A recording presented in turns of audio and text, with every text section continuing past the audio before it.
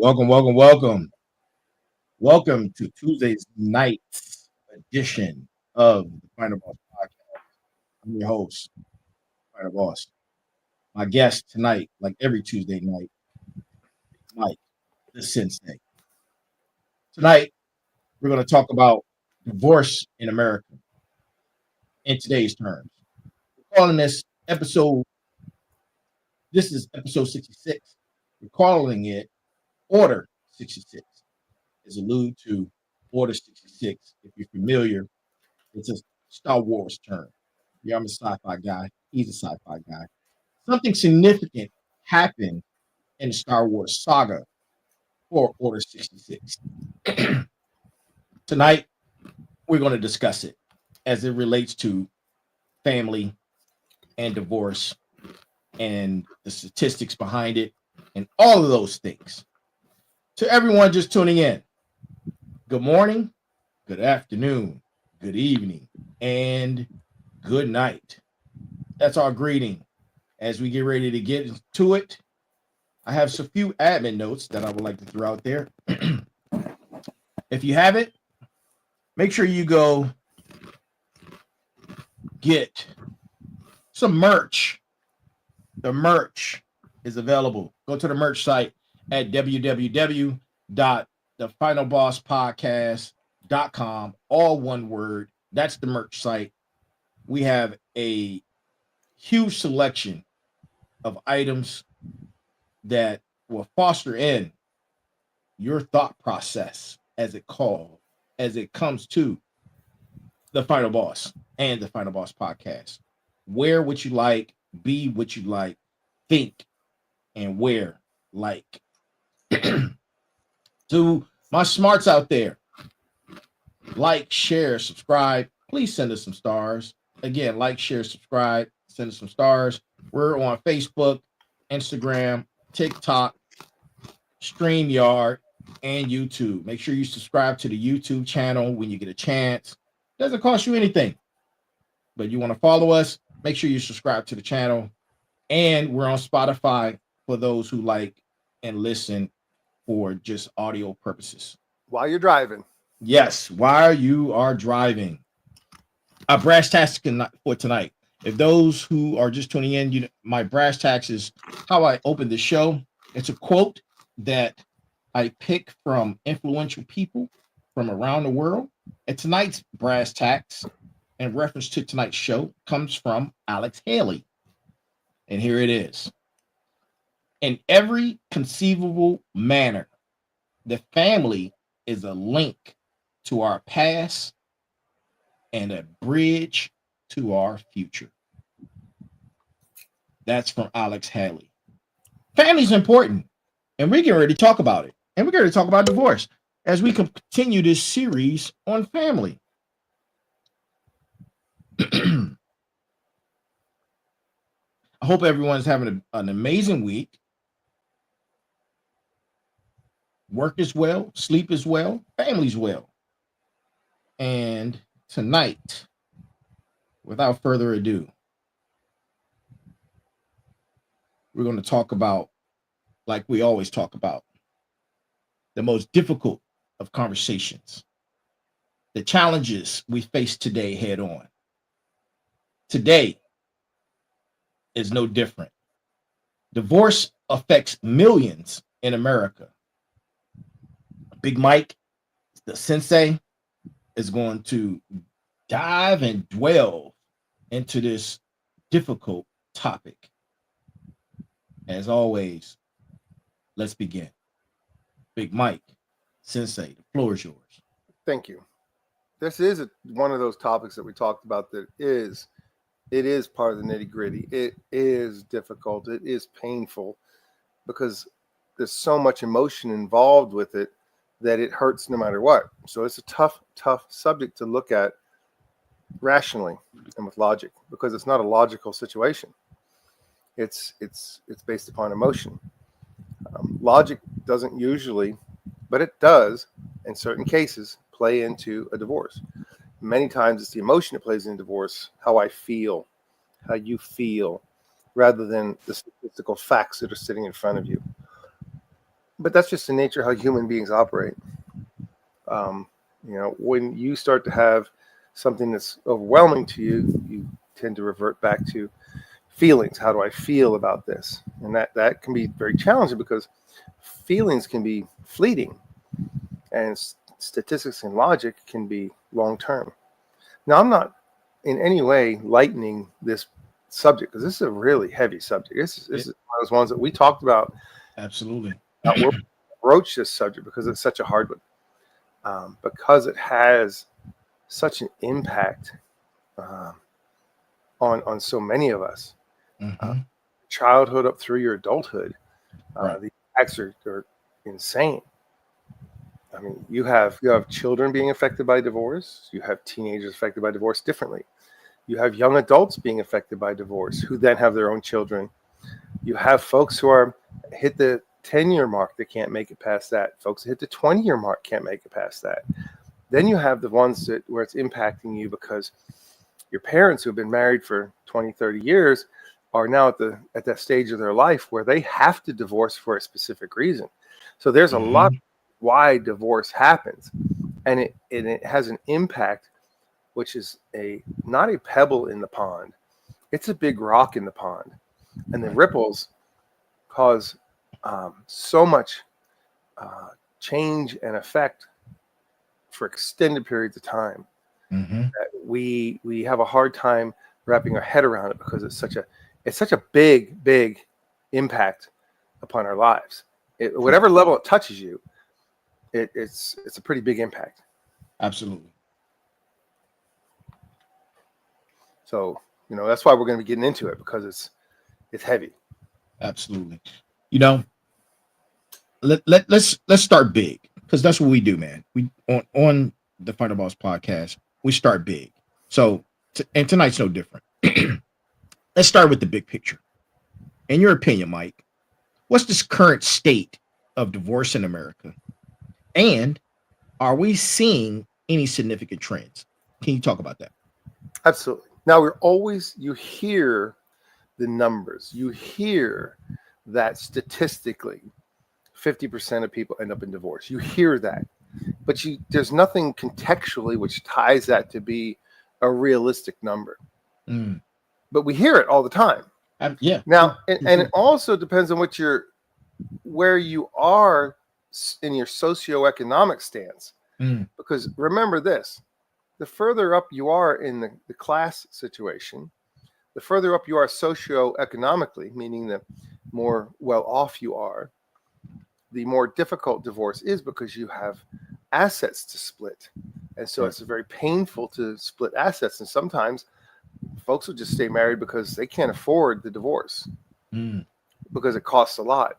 Right. But if you're lower down on a socioeconomic scale and there's no assets to dispute, then divorce becomes easier for you because you can just say, well, I'm done with this, and you walk off, and there's nothing to worry about as far as splitting a house or splitting vehicles and things. You worry more about splitting pets than you about anything else. Right. So it's a different scenario based upon where you are in the socioeconomic food chain. And we don't get to talk about that because it's considered not good language, that we can't talk about that food chain. But that food chain is realistic, but it has a big impact on when you talk about divorce. But statistically, overall, in the last several years, in the last decades, our recent divorce rates have actually decreased by 1.4%. Absolutely, they have decreased by 1.4%. Okay. And you don't think that because all you hear in the world is divorce, divorce, divorce, divorce, divorce. That's all you hear. That's all you see. All the celebrities are being divorced. Every time you turn around, people that you've known for years are now suddenly divorced. You see it and think that it's huge. Right.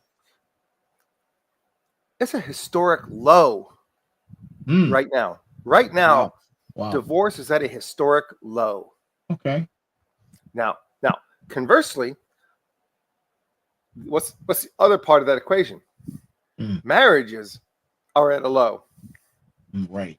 So if you're not getting married, you're sure not getting divorced. True. Very true. And you're seeing a large movement towards people that are cohabitating but not getting married. Now, in my personal opinion, and this is just my personal opinion, I fully believe in the sanctity of marriage, and I believe in its institution. Okay. And you can say it doesn't change anything, Mm-hmm. but it does. Right. It's an underlying thing that's changed.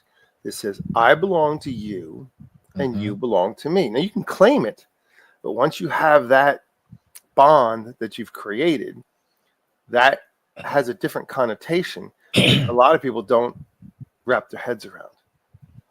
Okay. But a lot of young men right now are not getting married. They're just not getting married.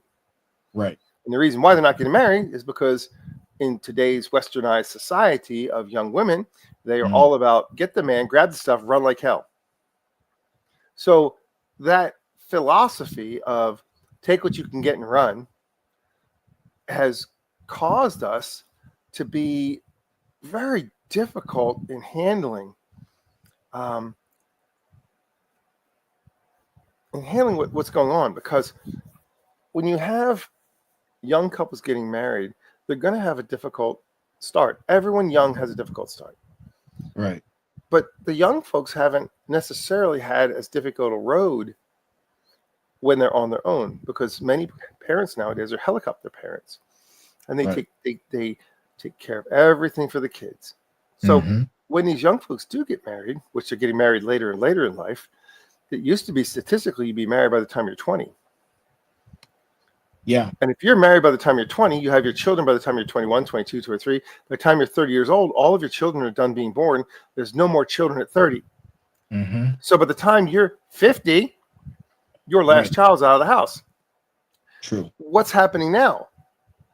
People are getting married later and later and later. They're not getting married until they're in their 30s. And they're trying to have children at 35, 40 for the first child. So several things occur. That's a big change. Absolutely. Now, I'm not saying it doesn't work. I've seen people that made it work, that had their children later in life, because you're more of emotionally responsible at that age. Yes, you tend to be financially responsible at that age, but also you tend to have less children at that age. True. You realize for us to maintain population in this country, we need to have a minimum of 2.6 children per family born. Wow. That's not So if you have a husband and a wife and they have a child, they need to have 2.6. If in my generation, many had just one, maybe two. My son and his generation are either having 0 or 1. Now that does play into divorce, because what happens with divorce? You have a divorce, you split the family, and we talked about the difference between relationships and family, in that a family, you choose who's your family, but when you split the family, you kill half of your family, and then you have to pick up the pieces and move on. Right. And the children tend to be weaponized in that situation. They do. And when the children are weaponized, we talked about how divorce affects everybody depending on their age. When children are young, hell, when my mother and father got divorced and I was 2 years old, I didn't get to see my father. I was 21 years old when I got to see my father. Right. I didn't know him as a child. I had a vague memory one time of riding in a boat, but that's it. So I didn't know my father till I was 21 years old. I was already a man. Wow. But those are the types of things. It affects a child much differently than it affects a teenager. When the parents get divorced when a child's a teenager, it's a totally different perspective, because the child has already had a relationship with that parent. But what occurs typically? The man is out working in the world. Okay? Therefore, he doesn't have as much time to develop the relationship with the child. Right. So therefore, the child tends to have more relationship with the mother. With the mother. And then what happens? The court system is designed, hands down, the mother wins. 90% of the time, the mother wins. So whether it's a good mother or not, it doesn't matter. What occurs is the court then will give the children to the mother, and the father does nothing but pay support. Correct. But typically, because the children are weaponized in that process, do you think that the mother and the father, statistically, continue to raise the children together? No. So who suffers? The children. Everyone suffers. Everyone suffers. Everyone suffers. But remember, statistically, back in the day, and I'm talking back in the 40s, 50s, 60s, divorce wasn't a thing. Right. Okay. If divorce wasn't the thing, you stayed married for the children. Mm-hmm. Once the children are adults, if you want a divorce, that's fine. You have raised your children in a unified household and given them the best opportunity for success in the world. And we can go into the statistics on that a child raised in a two-parent household is better off than a child raised with a single parent. That's not even disputed. Okay. That's not even disputed, Right. statistically speaking. Absolutely. So it affects children differently. Mm-hmm. Now, once the child has passed teenage years and now they're an adult and their parents get divorced, you see how it affects them differently? They're already on their own. They're already earning their own money, making their own rate. And so what occurs? What happens is the parents can tend to not have as adversarial of a divorce and can tend to be potentially friends or at least get along enough to be around the kids because the kids are adults. The children were never weaponized. Mm-hmm. Then comes the next part, which is later in life. You're in your 20s or 30s and your parents are up in their years and they divorce. Mm-hmm. And you got to ask yourself, why did that happen? What causes that? Now, overall, parents, people when they're older and they divorce for a completely separate set of reasons. They can divorce for things like financial. Right. So if you and I are a couple and we're married, we financially cannot have health insurance, which covers both of us. But if we separate and divorce, we can each independently get our own health insurance. You follow where that goes? Absolutely. So there's times when, for financial reasons, a couple will divorce because they cannot afford to stay married because of health reasons, etc. Mm-hmm. So it's a big deal. So what we have to look at is not how it affects each stage, but let's look at the common reasons why it even happens. Okay. Well, before we talk about common reasons, I want to ask you a question that ties in to the common reasons. You ready? Yeah, I'm ready. I'm 100% always ready. Okay. I was thirsty. I had to have a sip. No worries. What are some of the major factors contributing to divorce today? Is it just incompatibility, or are there deeper societal issues at play? So we actually have 10 common reasons why people divorce. If you don't fall in this 10, you're an outlier. Mm. Most people will fall in this category of 10. Okay. Because those are the 10 biggies. Okay. So one of the biggies why people tend to get divorced is, and this is the hard one to swallow. Okay. Remember this. You might get married because you think you're committed. But if you're not committed, that means when you say we have a marriage and it's 50-50, no, it's not. Right. A marriage is 100-100. You must put 100% of yourself into the marriage. Your partner puts 100% into the marriage. And the reason why it's so critical, if either one of the partners isn't putting in 100% at a given time, the other partner is making up for it. Correct. And this is why the marriages back in the 20s and 30s and 40s and 50s lasted 50, 60, 70 years. Because they were both 100% committed to being married. So if something went wrong on one side and they didn't have enough to commit, the other side would make up for it. That's commitment. That's level of commitment. Right. If you're 50-50, it takes both of you to be always at 50-50. The moment one falls to 40, it's over. It's over. Yeah. So lack of commitment, absolutely. Both partners have to be willing to invest whatever is necessary, the effort to maintain the marriage. That's how you stay married, is by being committed.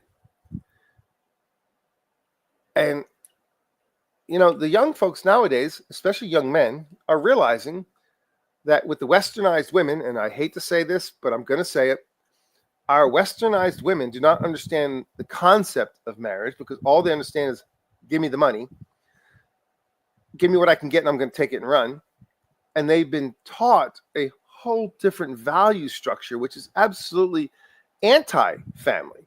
So Right. young westernized women have been taught something completely different than a marital relationship. Mm-hmm. I'm the boss bitch. How many times have you heard that? That is not conducive. If I'm a man working in the man's world, do I need to come home and compete with a woman who's working in the man's world? Because now she's acting just like everybody else at work. True. Do I want to compete with that when I come home? No, absolutely not. Men are very simple creatures. We Mm-hmm. want so many simple things. They're so easy. Number one, a man wants, I want peace. I don't want to walk in the door. And the moment I walk in the door, you're tearing my head off and crapping down the empty cavity. I don't need that in my life. Oh, sorry about that. Wait It's a all minute. The common phrase called tearing my head off on shitting in my lungs. Okay. Mm-hmm. So a man doesn't want to go out there in the world and work the dangerous jobs and the rough jobs and the hard jobs and the things that are nasty women can't do because they're not physically capable or don't want to do. All right. Men go out there and will do that. And then when they come home, then they have to also do all the other stuff. So the problem is when that occurs, the man doesn't feel valued. So now we're talking about level of commitment. Okay. Mm-hmm. The men will slog it out. They will just like nose to the grindstone, get it done. We're going to get through this. We're just going to get it done. The females, on the other hand, are going to walk home and go, well, you're not paying attention to me because you're out working all day and you're not paying attention to me. I don't care. You don't love me anymore because you're not paying attention to me because you're exhausted when you come home. Doesn't matter. And they'll divorce a man just for that alone. Yeah. So the problem is lack of commitment. Huge. Number one. Number two, infidelity. This is the absolute number two. Mm-hmm. Because men are by nature, if they've been a hoe growing up, chasing all the tail, they tend to do that. Women, on the other hand, just as bad as men. Don't think it's just the men. Women do the same thing. Oh, Problem is, when it occurs, it can cause a marriage to break because you lose trust. The moment you lose trust in your partner, it's done. Before wait, I want to add something to that. Mm-hmm. I've been doing the research on this topic, Right. and there are a lot of significant factors, including the things that you mentioned. One thing that I was waiting for you to see if you was going to mention, and you probably would mention. I probably jumping the gun. It's social media and how social media plays. We're headed there. Okay, good. All right, but wait. You mentioned something, and I got to throw a flag on the play because it was hilarious. Flag on the play, Mike. Flag on the play. But go ahead, man. No, which one did I get a flag on? Because you never know when you cause a foul. Oh man, you the boss bitch and the hose everywhere. Hose for America. Flag on the play. Point taken. Good one. I'll take that. So we know infidelity is a problem. Now, another reason why infidelity is such a problem is and I was headed right there. Yeah. Because of social media. Mm. So if you're on social media and you're a man and you're posting pictures of yourself sexy, you get some response, but not really. If you're a woman on social media, you get all that attention. I'm talking, it ain't a little bit of attention. Hell, there's a whole website designed for that crap. Correct. And only people know where to go. And what I'm getting at is a whole industry based upon that of getting attention. Okay. Mm-hmm. So if you get all this positive attention, social media wise, all day long, and your husband comes home and he's tired, he's been working all day, and he doesn't give you that same attention, you feel like you're neglected. You follow me? Yeah. Social media is a poison to relationships. Mm-hmm. Now, I can always tell when a man's in trouble and he done messed up. Because now you see a new Facebook account, which is the woman and the man's Facebook. When they do a shared Facebook, Houston, you know somebody done messed up somewhere. And if you can't see that, you dumb. Another flag on the play. Because I'll tell you what, I just nailed that shit. How many people you know that a dude who's been your buddy for his whole life got a shared Facebook account? I must say, dude, what did you mess up on? You done messed up. Like, wait a minute. Because I guarantee the woman didn't mess up. You done messed up. Facts. Mm-hmm. That's Facts. hilarious. Facts. Facts. Oh So man. that's a biggie. That's why it's number 2. Yeah. Infidelity is not just physical. Mm, Infidelity is emotional. true. If I come Yeah. home and my wife is emotionally committed to a bunch of other people, not me, Mm-hmm. then how am I a priority? And then I give up trying because she don't give a damn about me no more. Right. She's more concerned about likes and Mhm. follows and all that social media crap that has no meaning, no bearing, no value. No value. The moment she gets sick and has a health scare and Mm, isn't doing good, who's standing next to her? Not the social media. correct. Listen, smarts. Y'all better take some notes. If you're in a relationship, listen to this part right here. Listen to this part.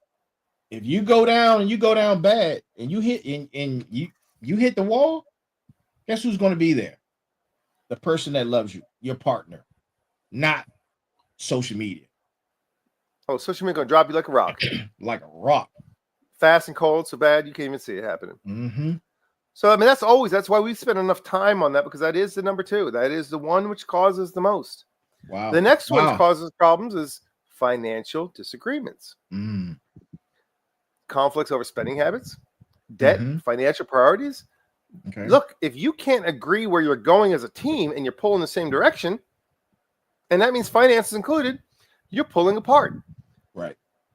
If you have your money and I've got my money, that's fine, but you better be pulling the same damn way. Because some people do like to keep their finances separate, which is fine, but Mm. you both better pull the same direction. You gotta have a system. Look, don't be out there doing things which go against the team effort Mm-hmm. and hurts the team effort, Right.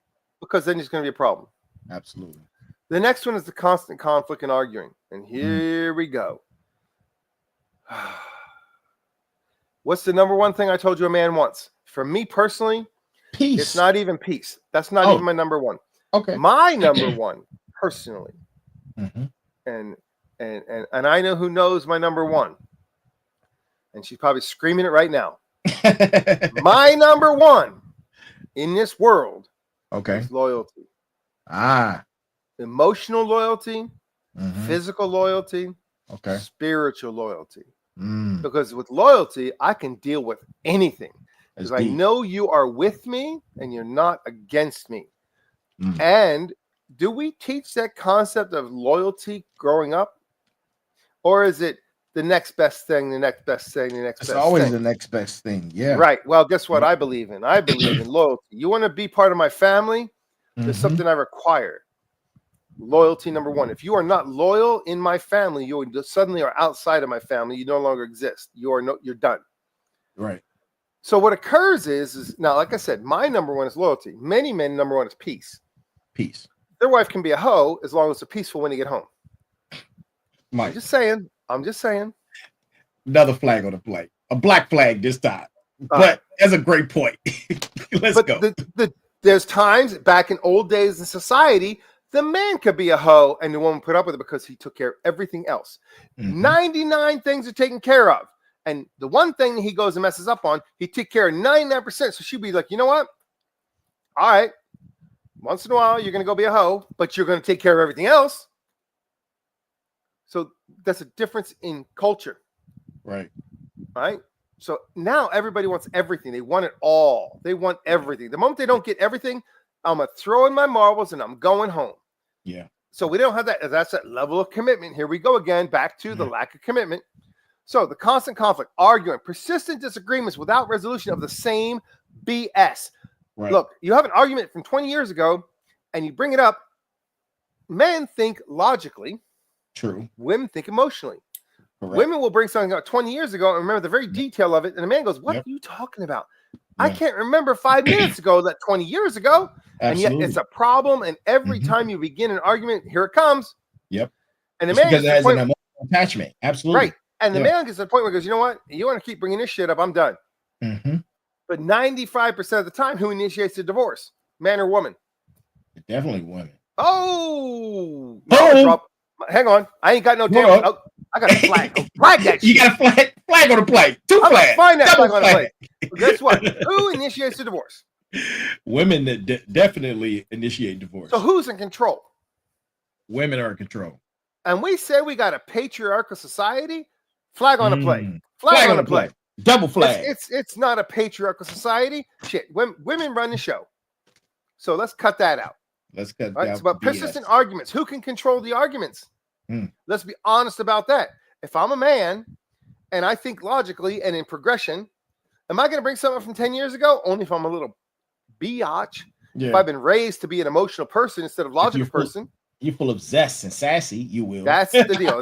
Right. Yeah. But the deal is once you deal with the situation, it's done, close it up, move on next.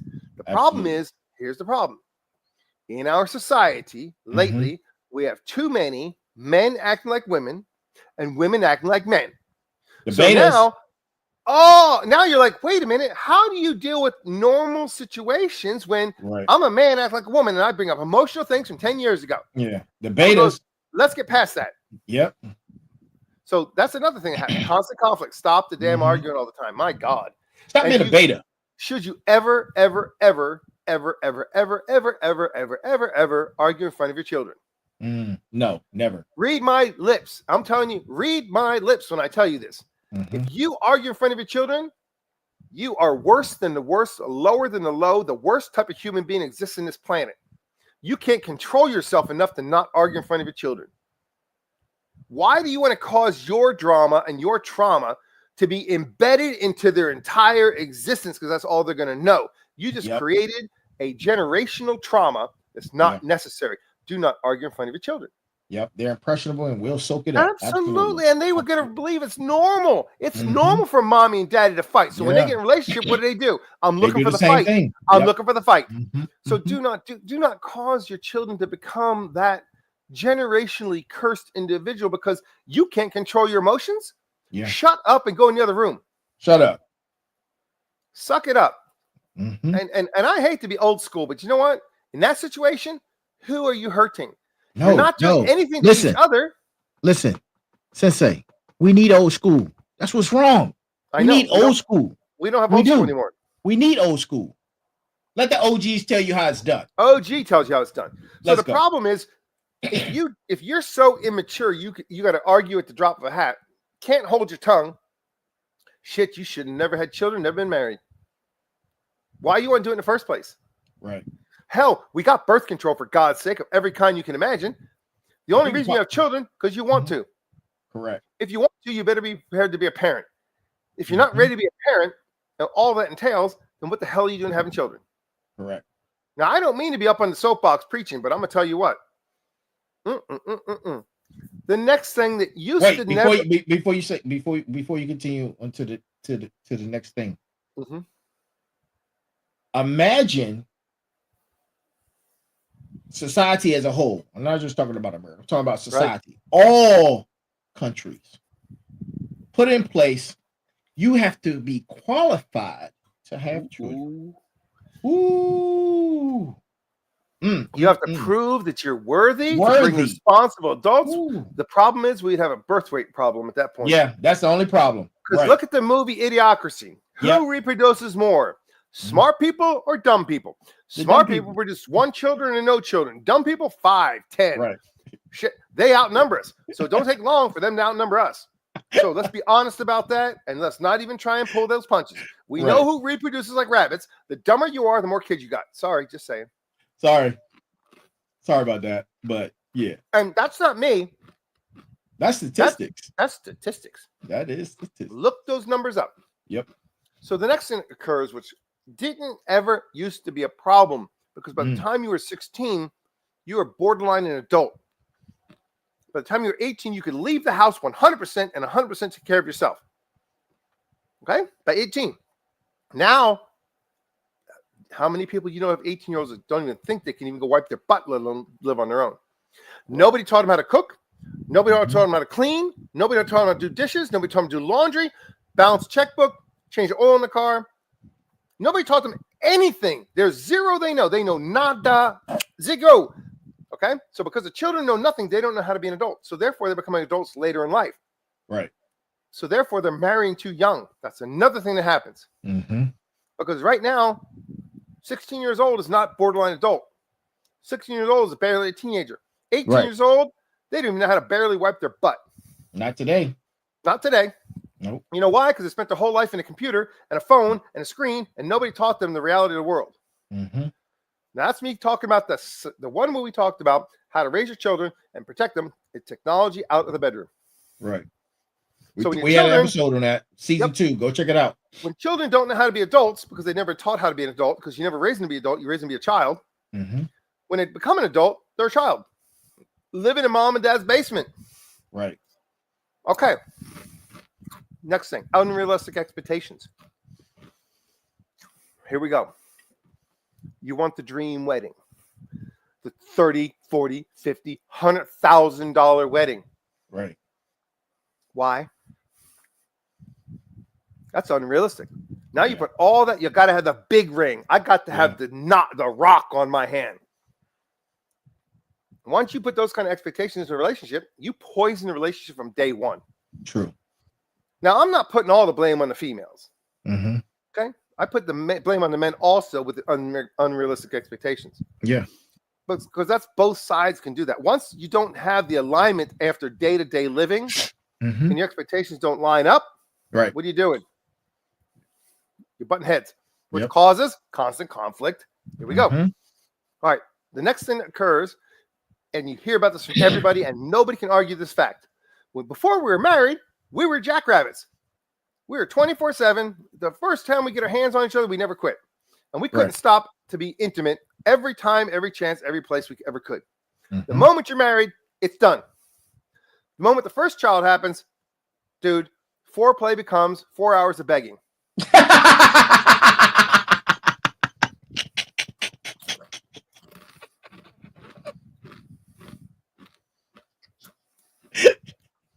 You think I'm lying to you? I know. Go ahead. Keep going. So when foreplay becomes 4 hours of begging, where's your intimacy? And I'm not talking about just the act of sex. I'm talking about intimacy. I'm talking about holding hands, walking up to each other at a clear blue sky. Walk up and just put your head on my shoulder, for God's sake. Right. Tap me on the shoulder, smack my ass, whatever. I don't care. Something that says, hey, you still matter. Yeah. Look, I'm going to tell you a joke. The joke is this. When you first get married and you're walking around, and the first time when you first get married, you start to have house sex. You have sex everywhere in the house. And when you've been married for 5 years or more, you only start to have bedroom sex, only in the bedroom. But if you're married 10 years or more, you start to have hallway sex. You know what that is? What's that? When you pass each other in the hallway and say, fuck you.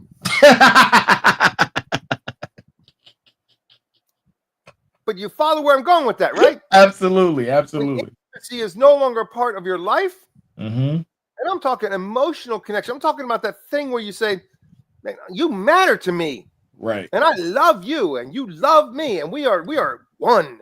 Right. Intimacy makes it so that you feel that. If you don't have the feeling of that you're a team and you are one, then you're separate. And once you're separate, you're not we anymore. When you're not we, here we go. Expectations. Everything starts to cascade. Right. All right. The next thing that starts to happen, it's a big problem, is substance abuse. Ooh. Well, let's be real. And this is not even number 8, for God's sake. Yeah. This is low down the food chain. All right. Addictions. If the addiction matters to me more than anything else, then I live in the addiction. And I'm going to give you some statistics what happened. Okay. In the end of the Vietnam War, a majority of the soldiers coming back from Vietnam War were addicted to heroin. They did heroin. Right. What they ended up finding was a majority of the men that came back from Vietnam got off of heroin, never touched it again their whole life. A small percentage stayed addicted to heroin. Okay. And the reason why was because the ones who came back and got off heroin had something more important to them than the heroin. They had something which mattered in their life bigger than the drug. Okay. The problem is these drugs nowadays are not like the old drugs. The old drugs were you smoked a bunch of weed, you got a little high, you were good. Nowadays, you go one little hit and you are on your ass. So the drugs nowadays are synthetic, potent, addicting, super refined, strong, however you want to say it. It's not the old school drink Mad Dog 2020 in the backseat of the car. Right. MD, man, wait a minute. What do you know about MD 2020? Oh, I knew everything about MD 2020. All right. So it's not like you're drinking Mad Dog 2020 or Southern Comfort. Okay? Right. What are you drinking now? It's like you're drinking straight damn moonshine. Absolutely. And that's the problem. So drug abuse or substance abuse becomes bigger than the relationship. So that causes a divorce.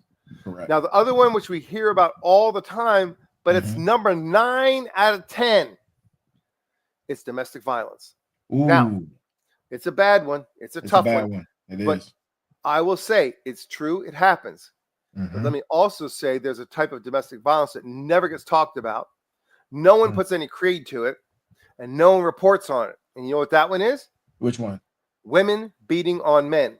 I was just talking about that in my last episode. And I'm going to tell you, women beating on men is becoming as prevalent or more prevalent than men beating on women right now. Wow. It's becoming a big, big problem Wow. because men won't report getting whooped on. Correct. Men are taught to not hit a woman back when she's abusing them. Now, I'm going to tell you honest, and this is me, my personal opinion for entertainment purposes only. If a woman's going to strike me, then therefore you're equal footing. You're equal footing now. You are now, you believe in equality, and guess what I believe in? Well, if you believe in equality, so do I. And anybody who strikes me, God save your soul. May you rest in peace. Hallelujah. Amen. I'm just saying. Look, you can do a lot of things to me. You lay your hands on me. I don't care who you are or where you are. It don't matter. You don't lay no hands on me because I will not lay hands on you. And I demand the same respect. You can yell at me all you want. You lay hands on me. I'm going to put a wig on and lay hands on you. Because in that moment, I just identified as a woman. Time out, Mike. Time out. What? Oh, wig. Flag on the play. Did I speak truth? You did, man, but you throwing on a wig to whip some ass. That's colossal. I'm just saying, shit, for a minute, I identified as a woman. And God saved the woman who lays hands on me. Just saying. Because I believe in equality.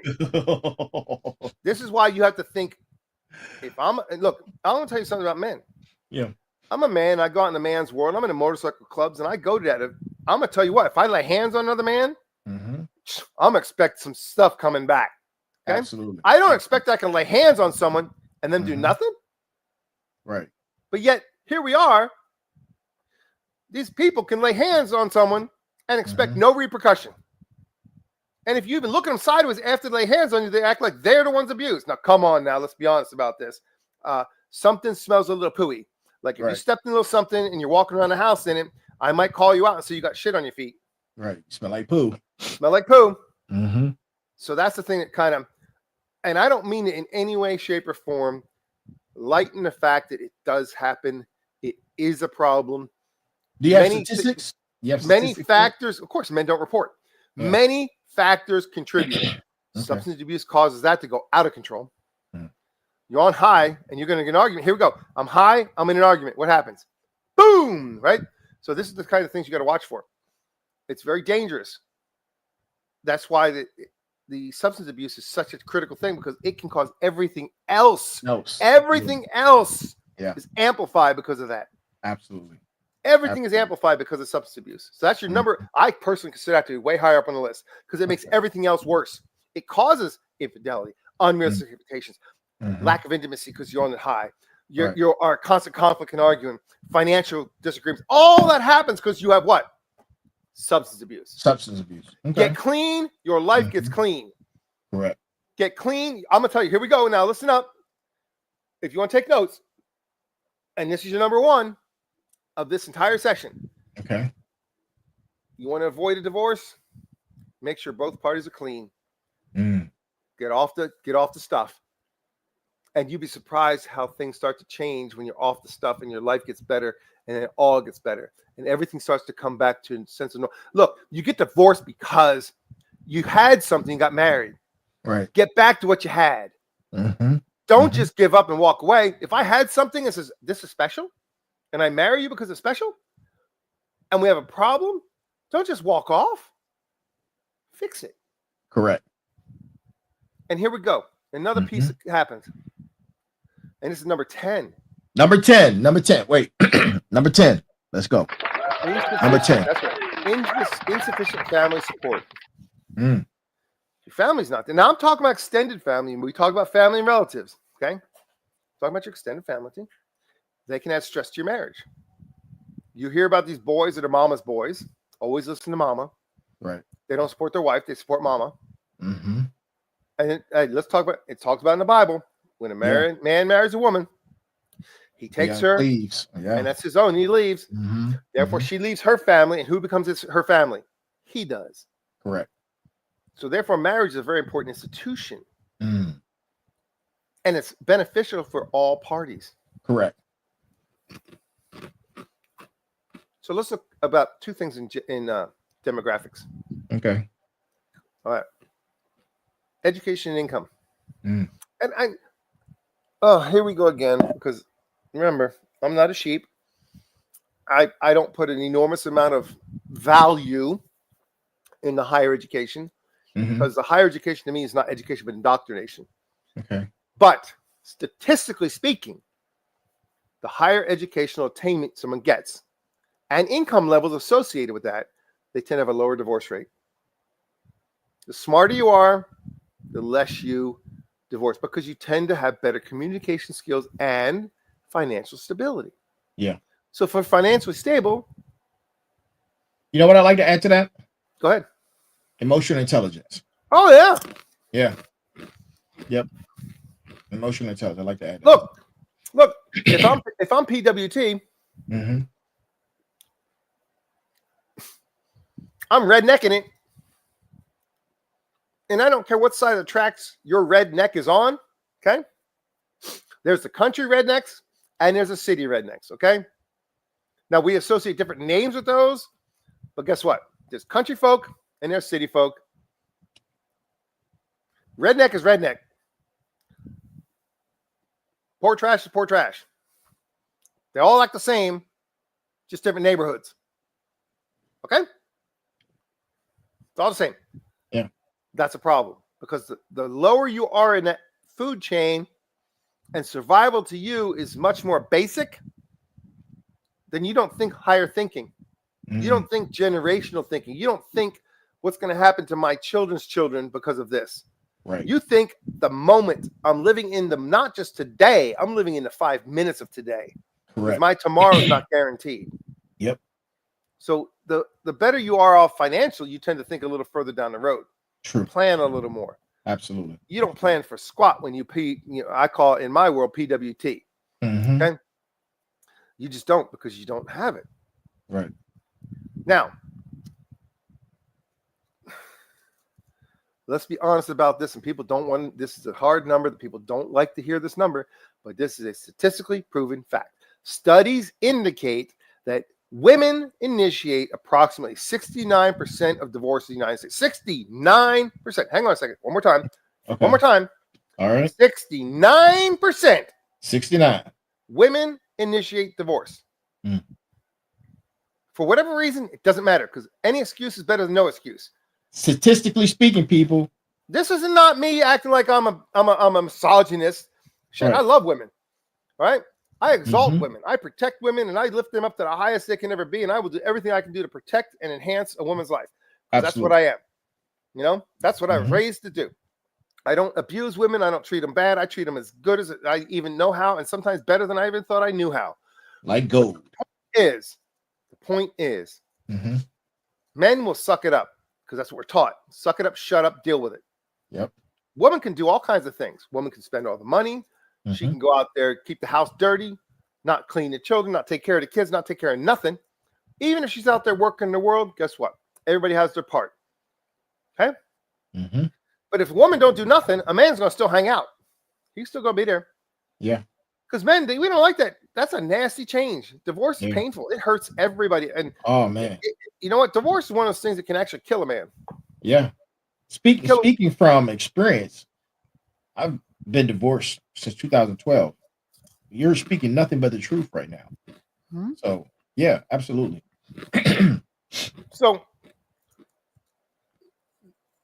because of that statistic alone, young men are like, you know what?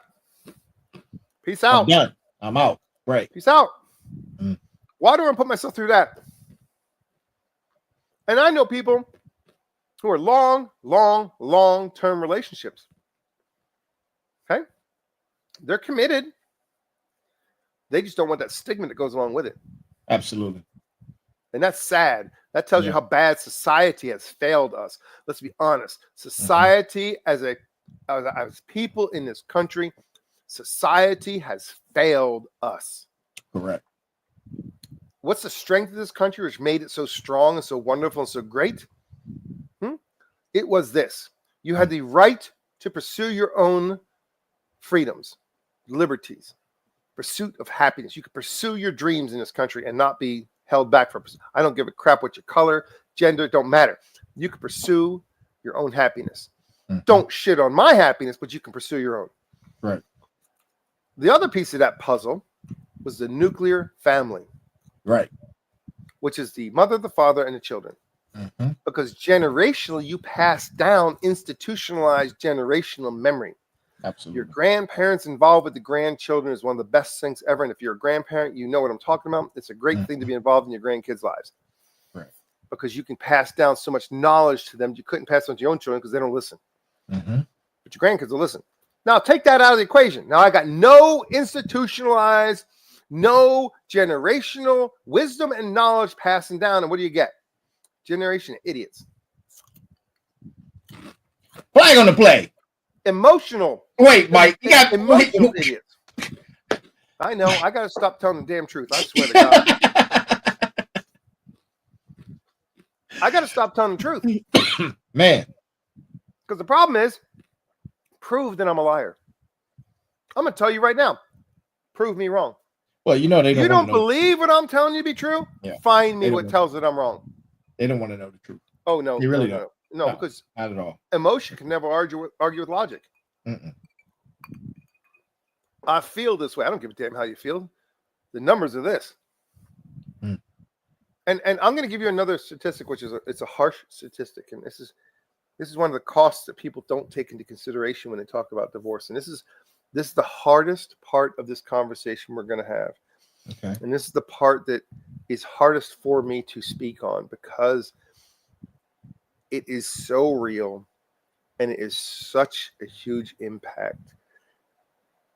And it just touches people really, really harsh because, well, that's not me. Okay, that's fine. Lucky you. Statistically speaking, if parents divorce and the woman raises a child, not the man. Okay. Here's the things that happen. In a nuclear household, the children without a nuclear household, they go to jail more. They don't go to college. They don't get higher education. They don't get good jobs. They tend to be parts of domestic violence. They tend to have substance abuse in their life. They tend to have everything negative that you could ever imagine is not just a little bit elevated, but exponentially elevated. 3, 4, 5, 10 times more likely to happen if you are not raised in a nuclear family with a mother and a father. Let me tell you the saddest part of that equation. If you are raised with a father only, not a mother, but only a father, you have the same outcome as if you were raised by a mother and a father. Yeah. That's proven statistically. Swear to God, can't argue with the fact. Right. Now, I don't say women can't raise children, but I'm going to say this. It takes a man to raise a man. A woman cannot raise a man. I don't care how hard you try. You can try all you want, but you're not wired to raise a man. And I'm going to give you a story that talks about that. There was a herd of elephants that had to be moved. The elephants got moved. When they finally started to want to move the elephants back into the area where they came from, they couldn't move the big males because there was not enough capability. The males were too big. So they moved the herd without the big, old, mature males. They had a phenomena occurring, which was the young males were killing the rhinoceros during season of rut. That's when they're horny. So the problem was the young elephants were killing the rhinoceros. They didn't know what was causing this. But eventually they could bring back the big males. They found a way to get them back to the herd. The moment the big males got on site, the killing stopped. You know why? Because the old, mature male elephants taught the young elephants, hey, don't do that shit. That don't work. We don't play that way. What's going on? Leave them the hell alone. And guess what? The old, mature males taught the young males, and the killing of the rhinoceros stopped. So you tell me, that's nature telling us and proving to us it takes a man to raise a man. And I'm just being straight with you. And this is the hardest part of this entire conversation, because so many people get so offended by it because we have such a high divorce rate. And we have so many split families that they say, they take it personal and say, that's not me, or no way, or I did a good job. You know what? I don't care about your personal situation. All I'm telling you is the statistics don't lie. Numbers don't lie. Numbers don't lie. There are no emotions in the numbers. Right. And it's sad to see that happens. When I'm in public and I see a father who has his children with him, it just makes me smile, because you don't see it as often, right? You just don't. Right. Yep. But when I see it, I want to go up to that man and say, thank you for giving me hope that we haven't lost it yet. But I can't interrupt their family time, so I leave them alone. But in my mind, I'm saying, thank you. Thank you for being able to be an influence in your children's lives so that they can grow up as good, solid, mature adults and be productive in our society. Correct. Because without that, young men, statistically, are highly incarcerated. Because why? Think about this. A young man who's fired up with hormones, he's already problematic. He's only been taught his whole life to operate on emotion. Right. So that means if you make me mad, I'm going to kill you. That's an emotional response. Absolutely. But if I was raised by a man, I would learn that if I kill you, number one, I better not get caught. And number two, there's a cost for my actions, and I'm going to pay that price. Absolutely. And if you understand that, you go, oh, well, I don't want to pay the price of killing you. But if nobody's ever taught me there's a price for my actions, I'm in jail wearing orange outfit, wondering what happened to me. Yeah. Now somebody's killing you. Nobody ever taught you right that being a man is there's it's a responsibility. Cause and effect. Absolutely. Cause and effect. And that's the hardest part of this conversation. And I don't want to in any way, shape, or form denigrate anybody or make anybody feel bad. Yeah. I just had to bring up the facts of the matter. And I don't want anyone to feel that, well, you attacked me. No, it was nothing personal anywhere against anyone in any way, shape, or form, or whatever, how you were raised. And if you made it out of that mess in one piece, God bless you. But I can guarantee you didn't make it out unscathed. Look, my brothers and I, we've made it out of that situation. And a lot of characteristics played into that part, how we were brought up. And our broken nuclear family. But guess what, Mike? I'm making an on the spot decision and a call to action. Part 2 of this episode. Listen, we're almost out of time. And it's been a great, difficult conversation. We're going to continue this conversation this Thursday.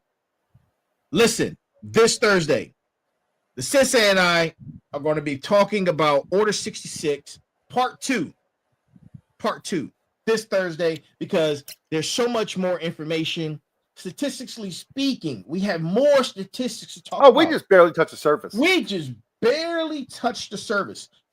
So this Thursday, 9 p.m. live, the Sensei is going to be our special guest, and we're going to continue this conversation, Part 2 of Order number 66. That's our show for tonight. Hey, guys, y'all have a great and amazing week. Continue to like, share, subscribe, send us some stars, send us some feedback. Email us at info@thefinalbosspodcast.com or hit us on all of the social media platforms where you see the logo. We're there. So send us an email, shoot us a DM, inbox, whatever. Communicate with us. However, get us some feedback. We want feedback. So that's going to be our show tonight. You have anything before we close out, sir? Time. Boom. See you Thursday. Special guest, the Sensei of Part 2, Order 66. Divorce in America. Love you guys. Y'all having a great night. Be balanced, be equal, be smart. Good luck.